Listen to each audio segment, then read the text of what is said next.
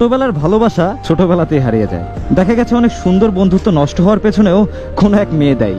আমি যখন ক্লাস 9-এ পড়ি তখন আমাদের স্কুলেরই একটা মেয়েকে দেখে আমার অনেক ভালো লাগে, কিন্তু আমার এত সাহস ছিল না যে মেয়েটাকে বলবো আমি তোমাকে ভালোবাসি। আমার এক ফ্রেন্ডের কাছে গিয়ে বললাম যে আমাদের স্কুলের ওই মেয়েটাকে আমার অনেক ভালো লাগে। ও বললো তুই যে মেয়েটার কথা বলতেছিস ওই মেয়েটা আমার গার্লফ্রেন্ড। আমি তখন বললাম আচ্ছা ঠিক আছে। তারপর থেকে আমাদের দুজনের ভেতরে ভালো একটা সম্পর্ক তৈরি হয়।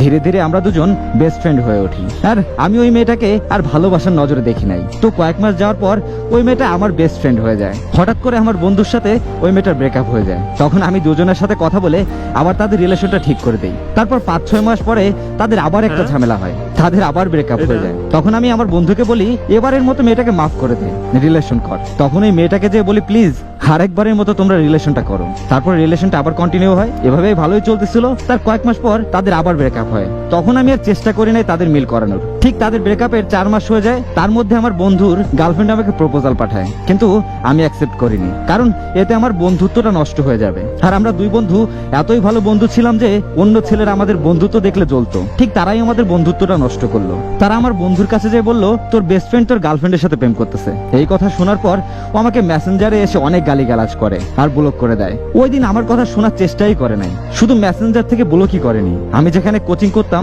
সেখানে আমার টিচারের কাছে গিয়ে আমার নাম অনেক বদনাম করে আসে। তারপর আমার টিচার আমাকে কোচিং থেকে বের করে দেয়। তাও আমি কোনো কিছু মনে করিনি।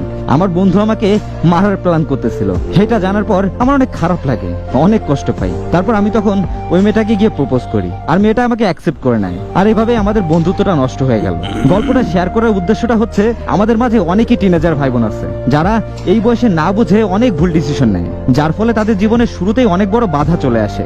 এখন আমি যদি বলি যে মেয়েটা আপনার বন্ধুকে ছেড়ে আসতে পারছে, আবার আপনি তার বেস্ট ফ্রেন্ড এটা জানার পরে আপনার সাথে রিলেশন করতে চাইছে, তাহলে আপনি কিভাবে ভাবতেছেন যে এই মেয়েটাই ভবিষ্যতে আপনাকে ছেড়ে দিবে না? অবশ্য ভবিষ্যতে আমরা কেউই জানি না কে কেমন হবে বা কার ভিতরে কি আছে, এটা আমরা কেউই বলতে পারবো না। তবে যেটা বলতে চাই, আপনার বয়সটা এখন প্রেম করার জন্য না ভাই, আর আপনি যার সাথে সম্পর্কে আছেন তারও ভালোবাসা বা ভালো মন্দ বিচার করার বয়স এখনো হয়নি। হয়তো আজ আমার কথাগুলো শুনে 2-4টা বকাও দিতে পারেন আমাকে যে ভাই কি বলতেছে না বলতে বল। তুমি তোমার আশেপাশে একটু তাকাও, তোমার বয়সী কজনের সম্পর্কে টিকে আছে দেখো তো, কজন তাদের ভিতরে ভালো আছে। খুঁজে দেখো, পাবা না কেউ যে ভালো আছে। কারণ এই বয়সে একজন আরেকজনকে বোঝার মেন্টালিটি তোমাদের এখনো হয় নাই।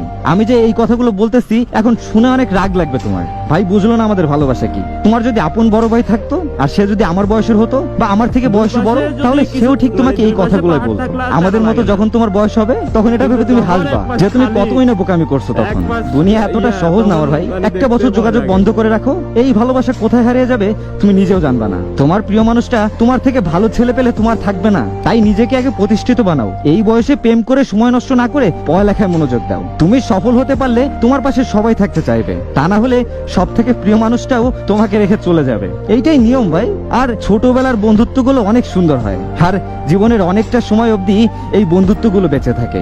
এই বয়সে প্রেমের থেকে কিছু ভালো বন্ধু বানাও যারা তোমার ভালো চাইবে, তোমার ভালো থাকার জন্য তারা সবটুকু দিয়ে চেষ্টা করবে। এমন কিছু বন্ধু বানাও যারা তোমার বিপদে সব সময় পাশে থাকবে, তোমার খারাপ গুণগুলোকে পরিবর্তন করে তোমাকে সুন্দর মানুষ হতে সাহায্য করবে। এই বয়সের প্রেম জিনিসটা বেশি দিন স্থায়ী না, তবে মনের মতো বন্ধু বানাতে পারলে সেটা জীবনের শ্রেষ্ঠ অবধি পাশে থাকবে। আর এমন বন্ধুত্বের সম্পর্ক দেখলে সবাই একটু জ্বলবেই, আর এটা নষ্ট করার জন্য চেষ্টাও করবে। তাই তাদের ওসব কিছুতে কান্না দিয়ে নিজেরা বসে মন খুলে কথা বলে সেটা সমাধান বের করতে হবে। তৃতীয় পক্ষ কোনো সম্পর্কের ক্ষেত্রে ভালো না, হোক সেটা বন্ধুত্ব কিংবা ভালোবাসা। তাই এদের কথা শুনে নিজেদের সুন্দর বন্ধুত্ব কখনোই নষ্ট করা উচিত না।